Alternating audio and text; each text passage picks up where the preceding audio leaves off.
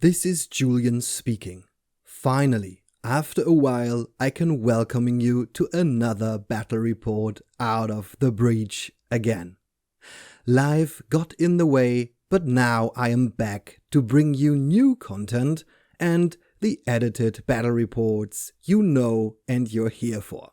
So let's jump right into another wonderful whimsical fantasy game of Moonstone.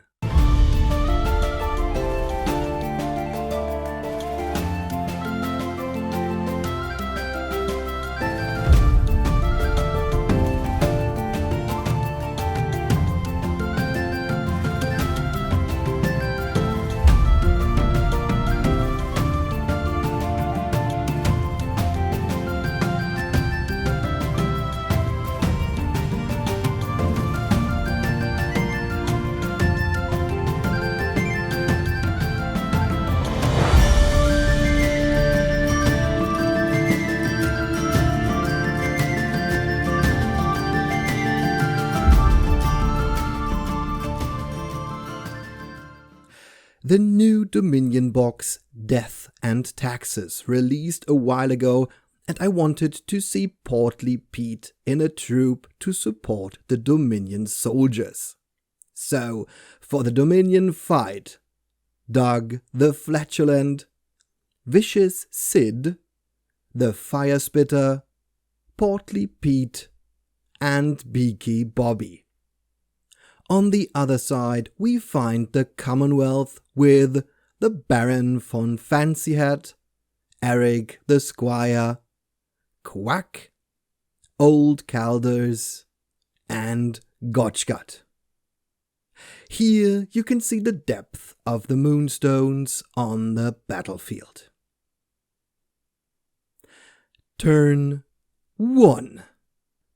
The Commonwealth chose to be the early bird, and the Dominion got the initiative and hand the first activation over to the Commonwealth. Calders jogs, steps once to get in base contact with the Moonstone and harvests the stone once, and ends his activation with 1 energy left. Vicious Sid jogs and steps 3 times to get near the stone on the left flank. Quack jogs forward. Because he is a weakling, he has to spend 2 energy to harvest and pick up the stone, and he rests on 1 energy. Portly Pete activates. His ability, Asleep on the Job, states that he cannot be the player's first model to activate, unless he's the only model which can activate. When he activates, he gains +1 melee stat and reduces his evade stat by -1 until the end of the turn. Portly spends 2 energy for a Stand to Attention on Doug. Because Doug is a goblin, he now gains +1 energy. He is also a soldier and may therefore move 2 inches. Portly Pete jogs and steps once. Eric activates and spends 2 energy for My Hero on the Baron, jogs and rests on 1 energy. The Firespitter is slow and can jog 2 inches. He then spends 2 energy for a 2 goblins walk into a tavern. 2 other target goblins within 8 inches gain +1 energy and +2 evade stat until the end of the turn. He ends his activation because I forgot that he has 3 energy, not 2. Gotchgut jogs, steps once, and rests on 1 energy. Beaky Bobby spends 1 energy for a Stand Back to move every model within 2 inches, 1 inch away. Bobby steps twice, jogs, and spends his last 2 energy to pick up the stone because he is a weakling. And Calders takes a reaction step. The Baron jogs and shoots with his pistol at Beaky Bobby. Because Bobby was in the tavern, he has an evade stat of +1. The Commonwealth declare no card, and the shot misses. The Baron steps twice and rests on 1 energy. Doug steps twice, and Quack and Eric take a reaction step. Doug jogs. No reaction because the Baron and Gotchgut want to be able to react to a charge. Doug steps twice again and spends 1 energy to harvest, flips a catastrophe and suffers 2 damage. Doug spends his last energy to harvest again and flips a blue 1 to reduce the depth by 1. The Baron takes a reaction step, and that's the end of turn 1. The poor Doug is cursed to flip the catastrophe always in the most critical of situations, proving once again it's a very tricky thing to play goblins.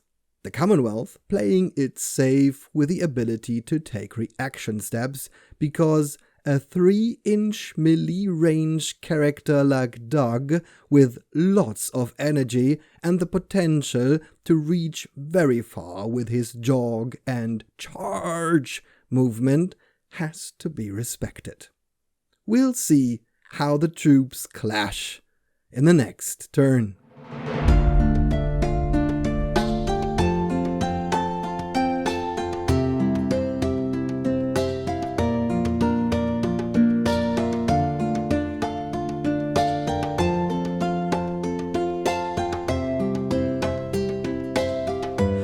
Turn 2. The goblins gain +2 on the initiative roll and win the initiative. Dog harvests and flips a blue 1 to pick up the stone, jogs away and rests on 2 energy. The Baron jogs and ends his move in base contact with Bobby and attacks. The Baron plays 2 rising attacks, and Beaky expected a fallen swing and plays a high guard. 5 damage on Beaky, but Portly Pete can trigger Goblin City Guard once per turn. When a goblin within 4 inches in possession of a Moonstone suffers damage, Portly can choose to suffer all that damage instead. And with his ramshackle armor, he can reduce the damage by 1 to suffer 4 wounds. The Baron attacks again. The Baron can play 2 fallen swings, and Beaky plays a low guard and suffers 5 wounds. Bobby activates and spends 2 energy to heal himself, but with just 2 wounds left and a bad arcane hand, he doesn't put down a card. And he tries it again, declaring a blue 2. The Commonwealth calls okay, and Beaky heals for 3. The hunt is on, and Gotchgut jogs, steps once, and attacks Bobby. Gotchgut plays a thrust, and Bobby a low guard. Because of Gotchgut's brute strength, Beaky suffers 3 wounds. Pete activates, gains +1 melee and -1 evade, and the Fire Spitter remembers that he has 3 energy. Pete uses stand to attention on the Fire Spitter to give him 1 energy and move him for 2 inches. Pete jogs to engage the Baron, staying outside of Gotchgut's engagement range, and spends his last energy to attack the Baron. Pete plays a fallen swing and the Baron a sweeping cut. The fallen swing would deal 3 against the sweeping cut, +1 for the halberd, but -2 for the heavy armor, 2 wounds for the Baron. The Baron would deal 2 +1 because of his longsword, but -1 for the ramshackle armor, so 2 wounds on Pete. The goblins start to regret sending Vicious Sid on the left flank to pick up the stone. Another tough fighting character to attack the Baron and Gotchgard would be needed right now. Eric jogs and spends 1 for a field medic on the Baron, puts down no card, and tries it again, declaring a blue 2. The Dominion calls bluff because there is nothing more to heal. Eric was telling the truth, the Baron heals, and there is no need to put down another card. And so Eric ends his activation and rests on 1 energy. The Fire Spitter jogs and spends 2 for a Fire Blast to attack the Baron. -1 because Bobby is in the way and the Fire Spitter declares a blue 2. The Commonwealth calls bluff, but the Fire Spitter was telling the truth. Gotchgard uses Bodyguard to suffer 4 wounds instead of the Baron, and the Fire Spitter declares a blue 1, and the Commonwealth calls okay. 2 wounds for the Baron. The Fire Spitter attacks again, declaring a blue 2 again, and the Commonwealth calls okay, because the chance to kill the Baron with another blue card is very high, and the Baron suffers 4 wounds.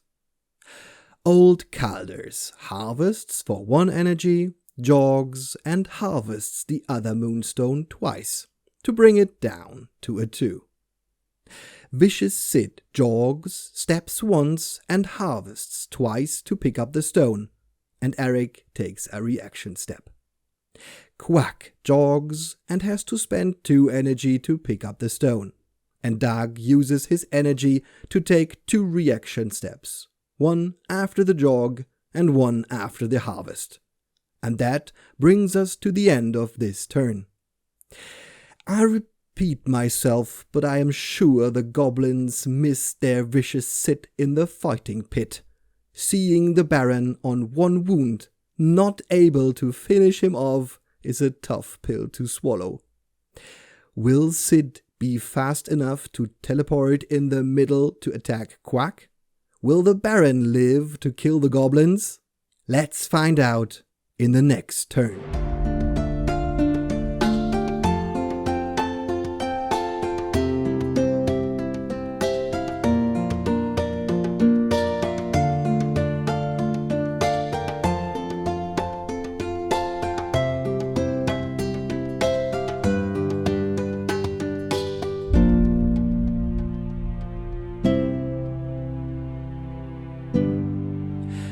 Turn 3. The Dominion win the initiative and the Fire Spitter jogs to be within 1 inch of Bobby and shoots at the Baron. He declares a blue 3. The Commonwealth call okay, and Gotchgard suffers 6 wounds instead of the Baron because of his Bodyguard ability. The Fire Spitter rests on 1 energy. Eric uses Field Medic on the Baron and puts down no card. Tries it again and declares a blue 2. The Dominion calls okay and the Baron heals for 2. Another Field Medic and Eric declares a blue 2 again. The Dominion calls okay and the Baron heals for 2 again. Pete activates, jogs over to engage the Baron and Gotchgard and rests on his energy. Gotchgard activates and attacks Pete. Gotchgard plays a thrust, and Pete plays a thrust, and the damage is enough that they both kill each other. Beaky Bobby spends 2 to heal himself and declares a blue 2. The Commonwealth calls okay, and Beaky heals for 3 and jogs a bit to the side. The Baron jogs around Bobby, staying within 4 inches of Eric, and attacks the Fire Spitter. The Fire Spitter spends his last energy to go for it. The Baron plays 2 fallen swings, and the Fire Spitter a low guard, forgetting about his signature move, Panic and Flee. The Baron can deal 4 wounds on the Fire Spitter. And The fire spitter stays where he is. Doug activates and flips at 2, bringing the stone down to a 1, and harvests again, flips a 1 and can pick up the stone. He jogs and steps once. Old Calders harvests the stone down to a 1 and jogs, steps twice to see what's happening behind the little hut. Vicious Sid jogs and steps 3 times, just realizing he might be a little too late for the party. Quack picks up the stone, jogs and steps once. And that's the end of turn 3. It's looking pretty grim for the goblins. They fight the best fight they can, but the humans are on their best way to save their 3 stones and attack the stones in the hands of the goblins at the same time. 1 more turn to go.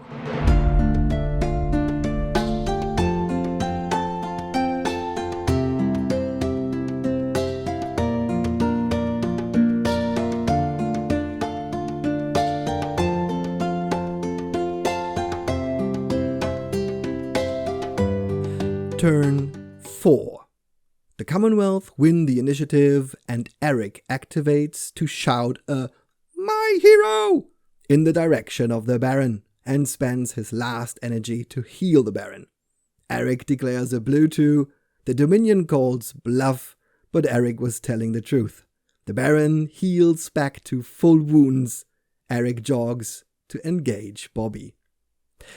Doug attacks the Baron.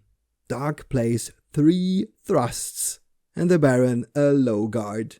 2 wounds for the Baron, and he takes a reaction step to engage Doug. Doug spends 2 energy to use foul gases, and both suffer 2 wounds, and jogs to be in base contact with the Baron. Old Calders jogs and attacks Doug. Because of seen it all before, Doug has to reveal his combat cards. Calders plays a sweeping cut, and Doug plays also a sweeping cut. 1 wound for Doug, and Calders attacks again. He plays a thrust, and Doug plays a high guard. No wounds for Doug. And Calders attacks again. He plays a thrust again, and Doug plays a high guard. No wounds. The fire spitter is still engaged by the Baron and jogs to be in base contact with him, and spends his 2 energy for 2 goblins walk into a tavern to give 1 energy to Bobby and 1 to Doug. The Baron attacks Doug. He plays 2 rising attacks and Doug a desperate thrust. 3 wounds are enough to kill him, and the Baron suffers 1 wound. 2 Moonstones fall to the ground, and the Dominion raises the white flag. The Commonwealth wins 3-2. What a game! 2 things immediately come to my mind when I think about it. Vicious Sid alone on the flank to pick up the stone has proven to be a mistake. Because as a vicious fighter against the Baron with Gotchgut close by, he can see a lot of melee cards and become very dangerous and deadly very quickly. Or attack Quack to pressure the Moonstones he is carrying, and so on and so forth.